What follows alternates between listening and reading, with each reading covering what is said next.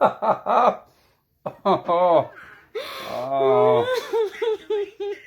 Oh. Very exciting. Oh my God. Yeah, very exciting. Your numbers are nice and strong. Wow. What's the numbers? So your beta HCG was 278. Oh my God. Oh my God. Okay, so that's a very strong positive. Excellent starting number. Wow. So what do we do now? Really, really, really good. What do we do now? We're pregnant. So you're pregnant. So after the second loss, I decided to take a break. And then I went on like a major herbal direction. I went to a herbalist and I started drinking all these teas. I started taking all these tinctures. I started taking all these vitamins and all these things to make me more fertile. I was like, let me give something else a try, because obviously we just had 2 losses. We have 2 more embryos left. Let me try a different direction. So I went crazy, spent hundreds of dollars with herbalists and really trying to see even acupuncture. What else can I do on my own to try to fix my problems through naturally? And we took a year off. After that year, we decided to start again. So now we're starting. We have 2 more embryos left. And this one now was the 3rd embryo. Mm-hmm. So we went through the same process. At this point, we're pros. We know exactly what to do. We know how to do it. And of course, I'm having more surgeries done. I'm having in-office surgeries because I have a lot of scar tissue from my past surgeries. So they're removing scar tissue. I had polyps. I mean, it was just like non-stop surgeries. And we're pros, so this is our 3rd time, and we go in, we do the transfer. Another loss. This is loss number 3. This one was the hardest blow. This one was definitely the hardest blow. Mm-hmm. The depression was massive, and I just felt like crumbling, and I just started drowning myself in alcohol. I started drowning myself in just trying to escape the sadness that I was feeling inside. And I felt like it began to affect our marriage. And not that he would make me feel inadequate, but just that I was feeling that way within myself. So, after 3 losses, it's pretty like overwhelming for any woman, any couple to just deal with. You just start to accept, well, maybe having kids is not for me. Maybe this is not my path. Maybe this is not the direction that God wants for me. Maybe I'm not supposed to be a mom. I started thinking those things. My mind started mentally going crazy.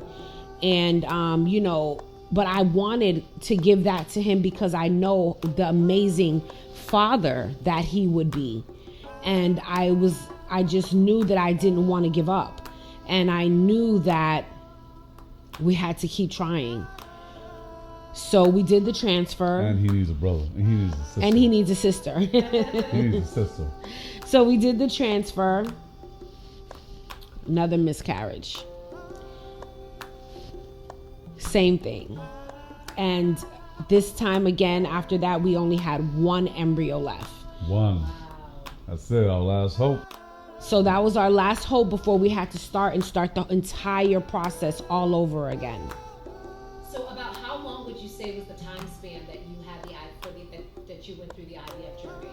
I would say about 4 years. 4 years of 3 losses. We went through that span, and because people don't realize that IVF, the cycle is only done every time you have your period. So it's not like, you gotta wait. You gotta wait. And it gives months. And even after a miscarriage, you have to wait more months for your body to heal. Then you have to start again. So it was like long periods of time in between. And you mentioned that you were having surgeries even in between those times. In between those times, I was having more surgeries. Wow. Okay. So it was like nonstop. We were trying to get to the point that we are now. And it really took a lot of time, a lot of patience, a lot of hope. But we got there. Before we got there, though, there was a big turning point. What was that turning point in your IVF journey? So when I know for myself, I realized that we had one embryo left. I realized that I had to do something different. I realized that it wasn't going to be the same. And I knew that I had to do something different to get a different result. And I went to God and I prayed. And I told God that I really wanted a family and I wanted a child. And I was willing to sacrifice myself, sacrifice my desires and the things that I was doing to show him that I wanted a family. And I was willing to fast, and I was willing to do whatever it takes to show him how committed I was to getting pregnant. I decided that I was not going to drink or smoke for the entire 2020. And I made that decision in 2019. And just so that I could be accountable, and because of how serious I was and how committed I was to just making that firm decision, I told all my family that for 2020, I was not going to drink, I was not going to smoke, I was not going to do anything so that I can get pregnant.